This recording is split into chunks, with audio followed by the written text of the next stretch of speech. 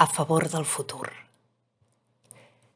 Quan tots dos serem vells i grisos i ensonyats, no tindrem foc on arrupir-nos, car els focs van apagant-se en l'aire tebi, sense agror. Viurem en cases com les d'ara, joves més que nosaltres, amb replans llisos i oberts com un palmell de negre. Les recances, gotes greus de mercuri, lliscaran irrepressibles per a perdre's en esquitxos escala avall. I tu no trobaràs mai prou nit en les ombres, prou records en la llum d'oli blanc, mai nostra mida.